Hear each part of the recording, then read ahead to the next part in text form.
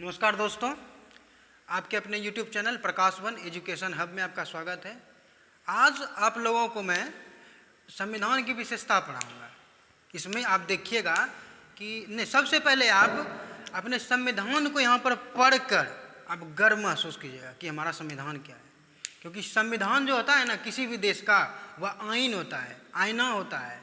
संविधान जो है वह आईना के समान है। जिस प्रकार शरीर को जब हम आईना आगे रखते हैं और उसके बाद अपना शरीर देखते हैं, आईना किसका रूप है? आईना बताता है आपका शरीर कैसा है। एक जो आपका शरीर है, वास्तविक शरीर, वो आपको दिखाता है। उसी प्रकार हमारा संविधान है, एक वास्तविक चेहरा बताता है। यहाँ के भौगोलिक जो कि विविधता है वह क्या है, यहाँ के व्यक्ति जो कि हर एक प्रकार के यहाँ व्यक्ति पाए जाते हैं, या विविधता भरा हमारा देश जो है, उस विविधता भरा देश में किस तरह यह संविधान एग्जिस्ट करता है, आपको वो आप यहाँ देखिएगा। आते हैं अब अपने विषय पे। आइए दोस्तों, देखिए हमारा जो संविधान है, जब आप संविधान पढ़िएगा, या तो आप बचपन में या आप माध्यमिक या प्राथमिक स्कूल में पढ़ते होंगे, तो आप वहाँ पे उद्देशिका को प्रार्थना में या तो स्कूल के पहले पीरियड में आप बोलते होंगे। संविधान की जो प्रस्तावना या उद्देशिका है आप पढ़ते होंगे। तो यही पहला हमारा संविधान का यही पहला विशेषता है, प्रस्तावना। इसे हम मूल जो संविधान है जो कि अभी रखा हुआ है वहाँ पे म्यूजियम में, उसमें है उद्देशिका। लेकिन नया जो चलन में चल रहा है वो है प्रस्तावना। देखिए, प्रस्तावना और उद्देशिका, हमको लगता है कि उद्देशिका एक सही रूप से डिफाइन कर रहा है हमारे संविधान को, या किसी भी चीज़ को उद्देशिका सही रूप से डिफाइन करता है। यानी जब कोई चीज़ बनता है किसी के लिए, तो उसका क्या उद्देश्य है, उसका क्या अर्थ है, किसके लिए बना है, ये उद्देशिका ही डिफाइन करता है। उद्देशिका और प्रस्तावना, ठीक है। देखिए, हमारा जो प्रस्तावना, ये जो उद्देशिका है, हमारे संविधान का दार्शनिक भाग है। दार्शनिक भाग कहने का अर्थ हो गया कि इस चीज़ को पढ़कर किस तरह हमारा जो कानून बन रहा है, कानून जो बन रहा है, जब उसमें कंट्राडिक्शन होता है तो थोड़ा सा यहाँ से सहायता लिया जाता है। दार्शनिक भाग बोलते हैं इसको, ये तो विचारणीय भाग बोलते हैं इसको, ठीक।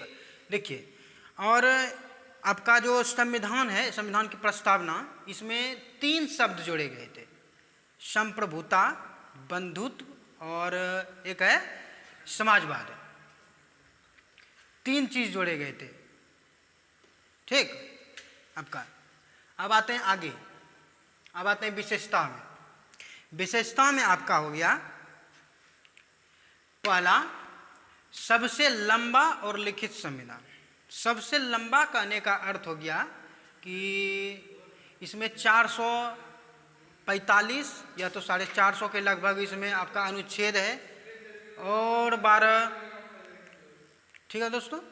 देखिए, सबसे लंबा और लिखित संविधान है।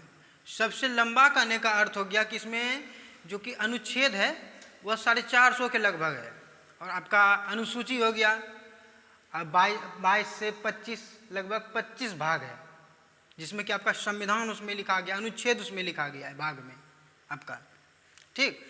और यह एक लिखित है। देखिए, ब्रिटेन का भी बोला जाता है, ब्रिटेन वो लिखित संविधान है, लेकिन उसका वो लिखित संविधान है, उसका भी लिखित संविधान, लेकिन वो बाइंडिंग नहीं करवाया है। अपना सब क्या किया, आपका अपना जो संविधान है इसमें क्या है, ये बाइंडिंग करवाया हुआ है, एक पुस्तक या दस्तावेज के रूप में रखा हुआ है, ठीक। लिखित संविधान है सबसे लंबा। अब दूसरा देखते हैं, विहित स्रोतों से भी, विभिन्न स्रोतों से विहित है। विभिन्न स्रोत कहने का अर्थ हो गया कि आपका कम से कम 60 देशों के जो संविधान थे उसका अवलोकन के आधार पर इसका निर्माण किया गया है, वहाँ से लिया गया है। यानी आपका हो गया जैसे अमेरिका हो गया, इंग्लैंड हो गया, ऑस्ट्रेलिया हो गया, फ्रांस हो गया, और ब्रिटेन हो गया, और बहुत सारा देश हो गया, 60 देश, लगभग 60 देशों से लिया गया है। उसके कुछ कुछ प्रावधान वहाँ से लिए गए और फिर इसमें ऐड किया गया। आप समझ सकते हैं कि 60 देश उस समय। अब आते हैं तीसरा, नम्यता और अनम्यता का मिलन। नम्यता कहने का अर्थ हो गया कि लचीला, और अनम्यता कहने का अर्थ हो गया आपका कठोर। ठीक, देखिए ब्रिटेन में क्या है, ब्रिटेन में आपका लचीला संविधान है वहाँ का, लेकिन आपका अनम्यता है, आपका कठोर है अमेरिका का। अमेरिका में एक्यूरेट तो नहीं पता, लेकिन भारत से बहुत ही कम अमेंडमेंट हुआ है इसमें। भारत में 101 अमेंडमेंट हुआ है।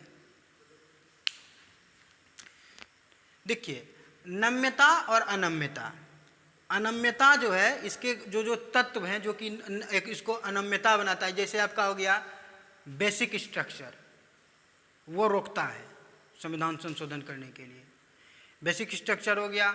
फिर आपका हो गया 368 का जो 20वां भाग जो आता है उसमें आपका संविधान में, उसका अनुच्छेद 368, जो कि एक शक्ति प्रदान करता है कि संविधान में संशोधन कर सकते हैं आप, वो है। लेकिन उसमें भी थोड़ा सा चुनौती है, जहाँ कोई संघीय मामला आता है, जहाँ कोई संघीय मामला आ गया, अब उसमें हमको अमेंडमेंट करना है तो आधे राज्यों से सहमति लेना पड़ेगा, और उसके बाद विशेष बहुमत के द्वारा, यानी सदन में कुल बहुमत का आधा, और कुल जो इसमें 500 आपका 500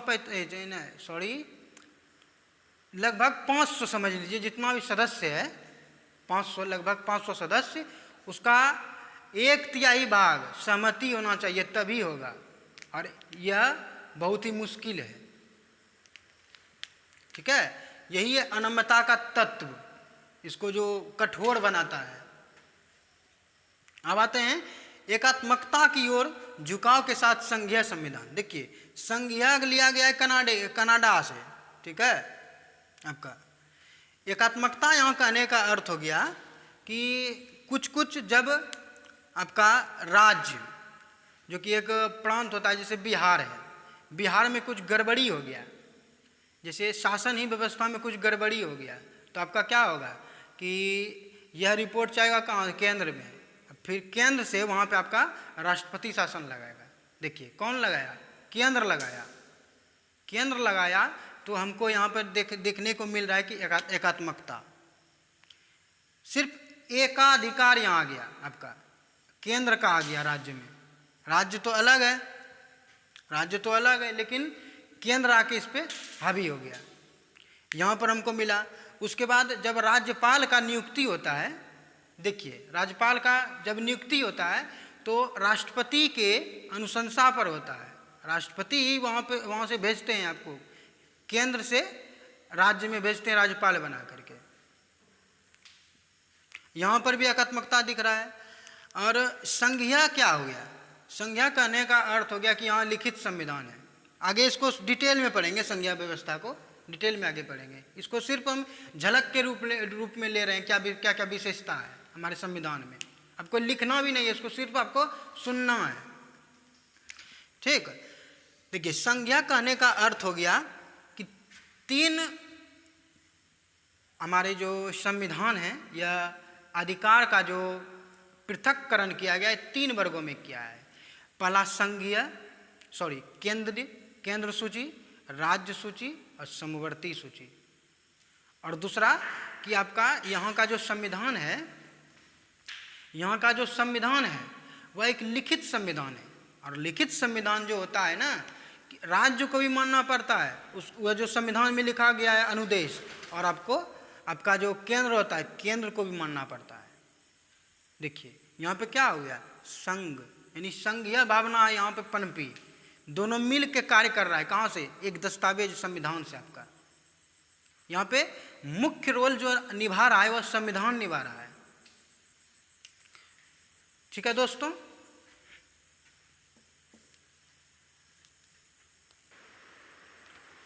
देखिए दोस्तों, अब है सरकार का संसदीय स्वरूप। सरकार का संसदीय स्वरूप कहने का अर्थ है कि इसमें दो सदन होंगे, ठीक है, एक राज्यसभा एक लोकसभा। आपका विधायिका होगा, कार्यपालिका होगा, ठीक है। वो जो विधायिका और कार्यपालिका होते हैं वो एक ही सदन के होते हैं। जैसे आपका ले लीजिए प्रधानमंत्री क्या है, एक कार्यपालिका है, लेकिन जब कानून बनता है तो वह जाके संसद में बैठते हैं। संसद कहने का अर्थ हुआ या राज्यसभा या लोकसभा, या उसमें बैठते हैं और उसके बाद वह वोटिंग करते हैं, अपना बनाते हैं। देखिए, इसके उलट हम ले लेते हैं आपका अमेरिका एक अध्यक्षीय प्रणाली है। वहाँ पे एक राष्ट्रपति जो है, वहाँ का जो अभी जो बाइडेन है राष्ट्रपति, वह एक उसमें ही सब शक्ति निहित है, वह कार्यपालिका है, समझ लीजिए। यहाँ क्या है राष्ट्रपति, यहाँ है राष्ट्रपति आपका एक नाम मात्र का, नौमिक है, राज्य प्रमुख। लेकिन आपका सरकार का प्रमुख कौन होगा, आपका होगा प्रधानमंत्री। लेकिन वहाँ क्या होता है कि सरकार का प्रमुख होता है राष्ट्रपति, अध्यक्षीय प्रणाली में, ठीक है। इसमें होगा विधायिका और कार्यपालिका एक ही सदन के सदस्य होते हैं। इससे क्या होता है कि आपका कार्यपालिका और विधायिका में सामंजस्य भी रहता है, क्योंकि जो कार्यपालिका है वही विधायिका भी है, जो विधायिका है वह कार्यपालिका भी है। ऐसे देखते हैं इसको, संसदीय स्वरूप ये है। फिर उसके बाद संसदीय संप्रभुता न्यायिक सर्वोच्चता में समन्वय। देखिए, संसदीय संप्रभुता का अर्थ हो गया कि संसद चाहे तो किसी चीज पर कानून बना सकता है, वह चाहे तो किसी भी चीज पर कानून बना सकता है। जैसे कि अभी आपका चल रहा है, अभी का करंट का घटना चल रहा है आपका ये नागरिक संहिता में आपका समान नागरिक संहिता का चल रहा है। ये क्या है, ये संसदीय सर्वोच्चता या संप्रभुता कह सकते हैं। लेकिन उसके उलट जब कोई संविधान या संविधान के विपरीत कोई कानून बन जाता है तो उसमें क्या होता है, फिर उसका क्या होता है, न्यायिक समीक्षा होता है।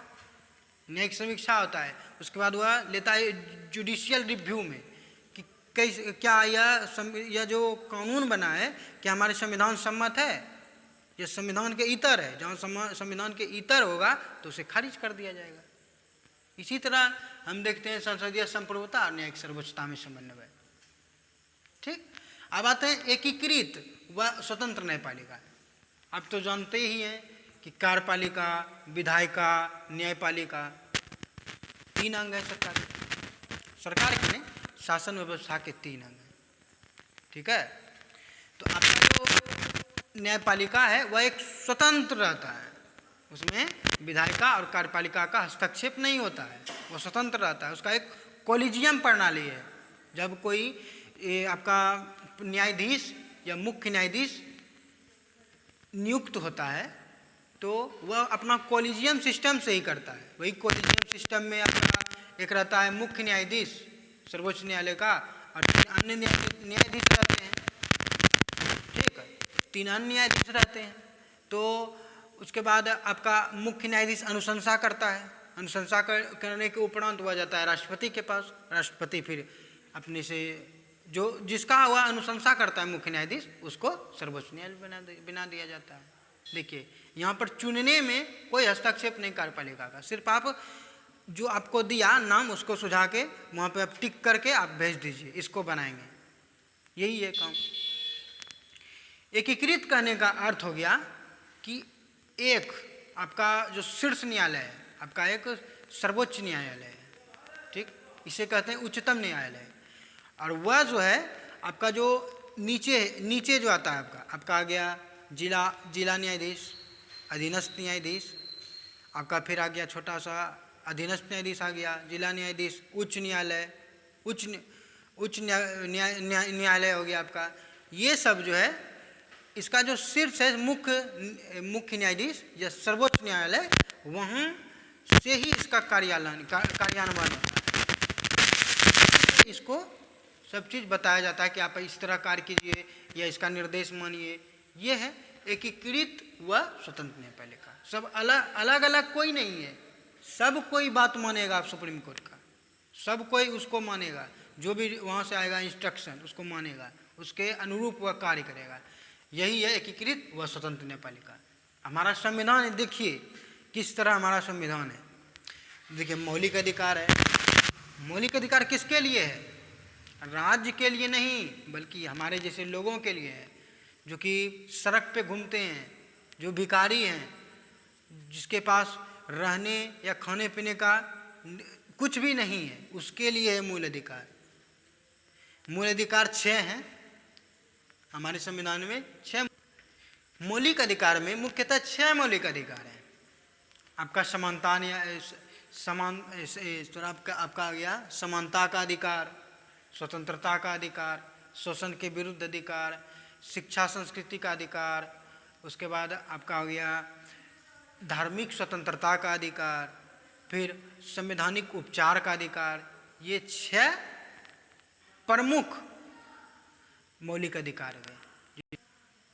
दोस्तों देखिए मौलिक अधिकार, मौलिक अधिकार में आपको बता दिए 6 प्रमुख मौलिक अधिकार है। उसके बाद उसी में सब पॉइंट आते हैं उसी के मौलिक अधिकार में बहुत सारा, उसको आप स्वतंत्र रूप से पढ़िएगा। मौलिक अधिकार हम स्वतंत्र रूप से आपको पढ़ाएंगे डिटेल में, इसको भी देखिएगा आप। सिर्फ आप इसको लीजिए विशेषता के रूप में। उसके बाद आता है आपका राज्य के नीति निर्देशक तत्व। राज्य के नीति निर्देशक तत्व आते हैं इसमें। अब दोस्तों आते हैं DPSP, directive principle of state policy, यानी राज्य के नीति निर्देशक तत्व। यानी यह एक, जिस तरह हम शुरू में देखें आपका प्रस्तावना, वह क्या है? वह एक है दार्शनिक भाग, ये भी एक दार्शनिक भाग। यह क्या करता है आपको? यह इन्फोर्सिएबल नहीं है न्यायालय में, ठीक है, इन्फोर्सिएबल नहीं है। ये जस्टिसिएबल हो सकता है, इन्फोर्सिएबल नहीं है। आप न्यायालय इसको लेकर नहीं जा सकते। यह जस्टिस देता है, लेकिन इसे आप न्यायालय नहीं ले जा सकते कि मेरा राज्य के नीति निर्देशक तत्व में यह है, जैसे कि दिया गया है इसमें समान नागरिक संहिता, कि आप हमें अनिवार्य रूप से दीजिए ही, नहीं आप इसे नहीं लेके जा सकते हैं। हाँ, लेकिन सरकार चाहे तो इससे प्रेरित होकर वह कानून बना सकता है। यह एक प्रेरणा स्रोत है। डीपीएसपी एक प्रेरणा स्रोत है। इसमें 3 रूप से विभाजन किया गया है। पहला है आपका गांधीवादी सिद्धांत, उदार बौद्धिक, यह 3 भाग है। इसमें 3 भाग है, एक उदार बौद्धिक सिद्धांत, एक गांधीवादी सिद्धांत और एक समाजवादी सिद्धांत। 3 रूप से है इसमें। देखिए जब सरकार कोई सरकार इसको शामिल करके कानून जो नहीं बनाता है, तो जब चुनाव आता है ना, जब चुनाव का समय आता है तो उससे पूछा जाता है, आपको वहाँ दलील देना पड़ेगा कि आप इससे प्रेरित होकर क्यों नहीं बनाए, आपको वहाँ जवाब देना पड़ेगा। ये है डीपीएसपी, एक प्रेरणा स्रोत है, दार्शनिक भाग है। ये इसको कहते हैं राज्य के नीति निर्देशक तत्व हिंदी में। फिर आ जाते हैं मौलिक कर्तव्य। देखिए आपको डीपीएसपी दे दिया, मौलिक अधिकार दे दिया, ठीक है, ये आपको दिया है।